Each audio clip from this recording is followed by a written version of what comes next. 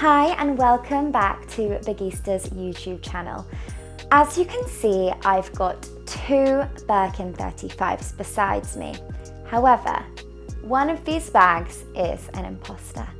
One of these bags is a fake Birkin and one of these is a genuine Birkin.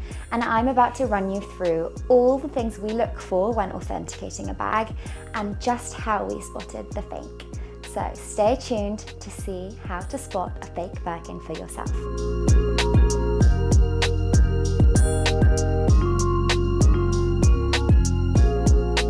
Okay, so for the purposes of this video and explaining to you exactly how we spot a fake Birkin, I'm going to let you in on the secret.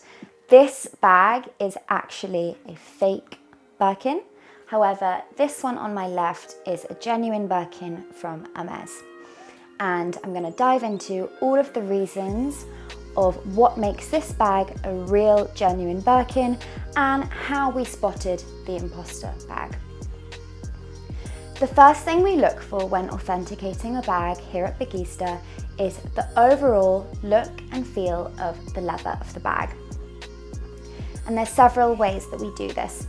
First is the smell.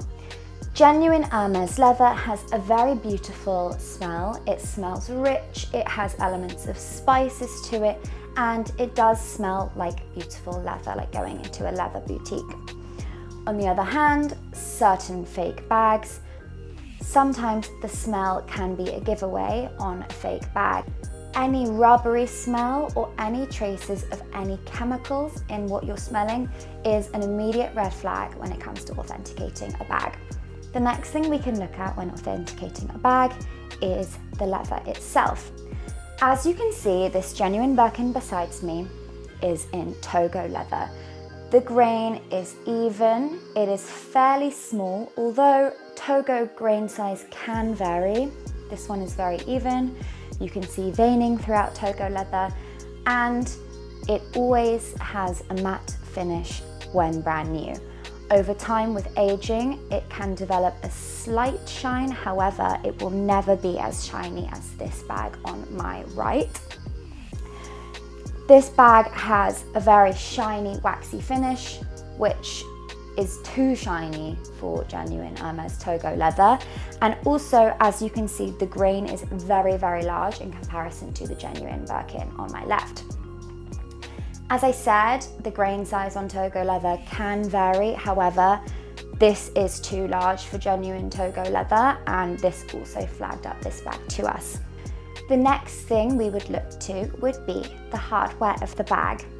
So, as you can see here, this is the first hardware we would look at when authenticating a Birkin. We would be able to tap this and get a sense of the weight of the hardware and also if it has any hollowness inside. A lot of the time we see on fake Birkins that the hardware isn't as heavy as it should be. It sometimes can be hollow on the inside, and these things can give it away as a fake bag. In addition, the hardware is engraved in the center of the bag.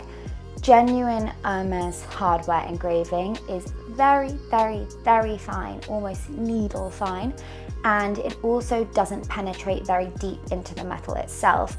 Often on a fake Birkin, the engraving isn't as precise.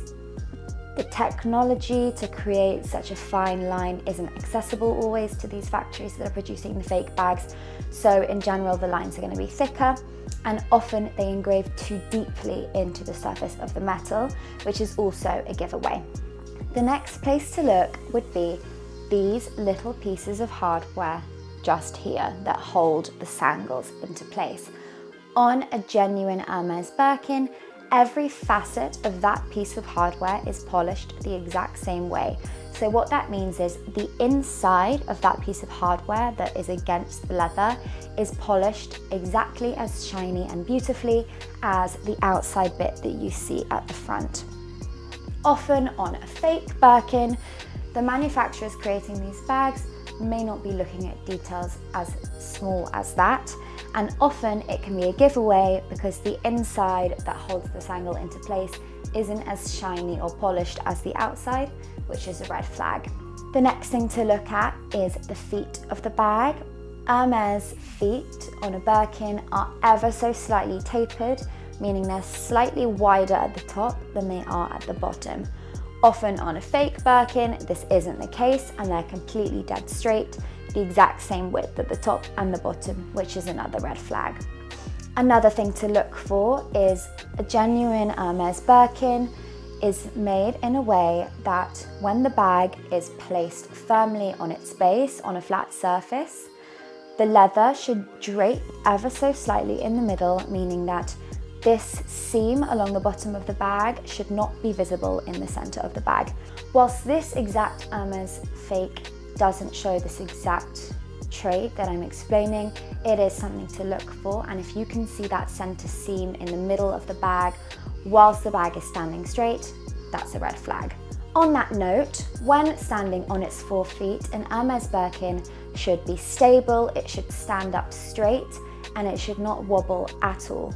A lot of the time on a fake bag, it can be slightly wobbly, it can be leaning to one side, and again, this is a red flag. The next thing we would look at is the lacquer of the bag.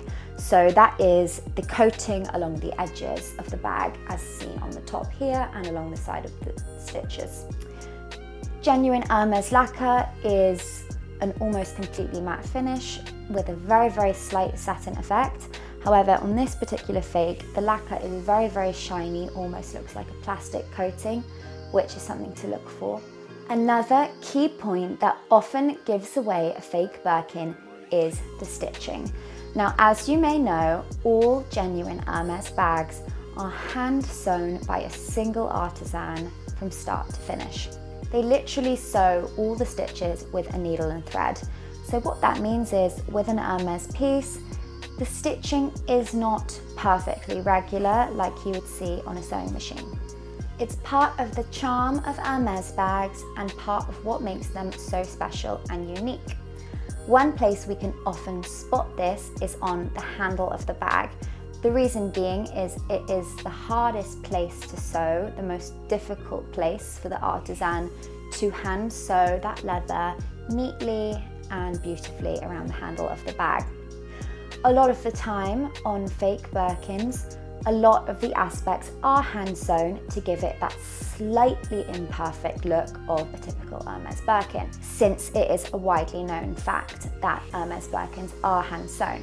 However, there's very few artisans in the world who are as skilled as to be able to hand sew that leather on the handle perfectly into place.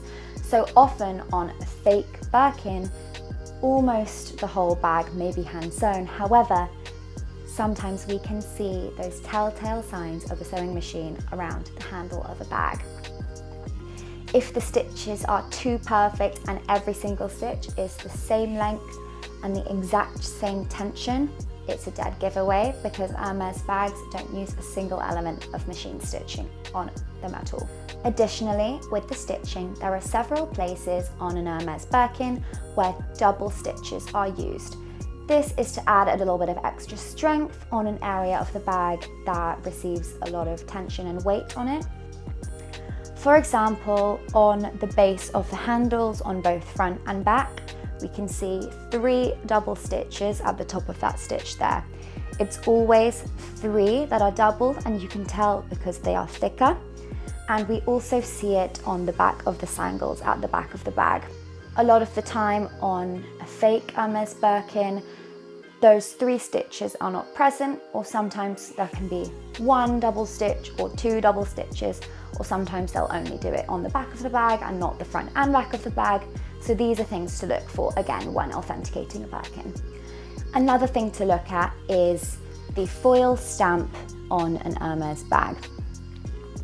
The Hermès stamp is very, very neat, and initially we can tell between these 2 bags because the stamp on this bag is far too wide and the spaces between each letter is far too big. However, a lot of the time the sizing is correct on a stamp.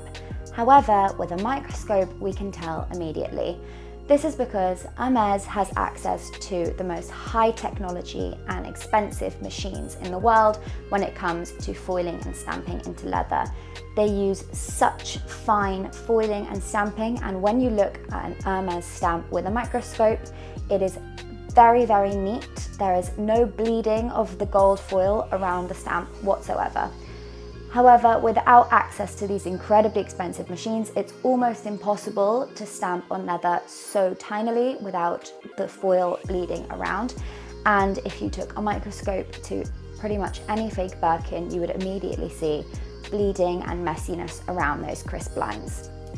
Another thing, of course, to look at is the weight and measurements of the bag. All Hermès bags, depending on their leather and size, can vary ever so slightly in weight. After all, they're made of leather, which is an animal product, and can vary ever so slightly. However, we do have access to a database of information, and every bag that comes into Bigista is weighed, and we store that on record. So whenever a bag comes in, if that weight falls out of line with what we expect for that size and leather, this can ring alarm bells.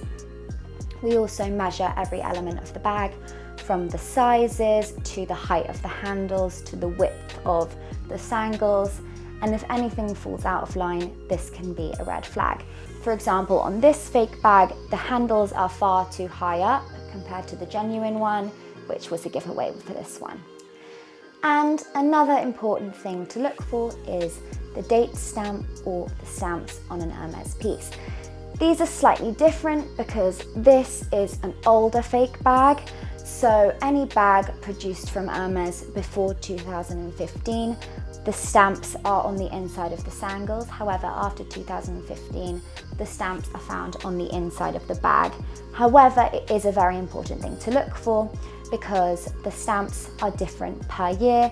So sometimes we've had fake bags come in that are claiming to be bags from this year or brand new bags. However, the date stamp doesn't align with the year that they've claimed the bag is from. In addition, every single genuine Hermès Birkin has a significant stamping on the inside of the bag, which contains information about the year it was produced, the model, the colour, and also the artisan himself who made that exact bag.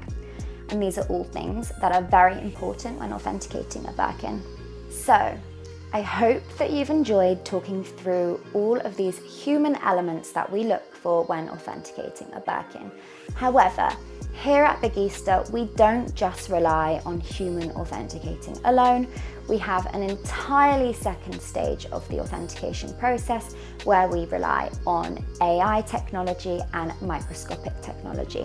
So we use a system where we take photos and analyze every single element of each bag using microscope technology, and this is then put through AI, which is able to compare each image through a database of millions of images of genuine Hermès products. We as humans simply don't have the capacity or skills to analyze these things on such a microscopic and granular level.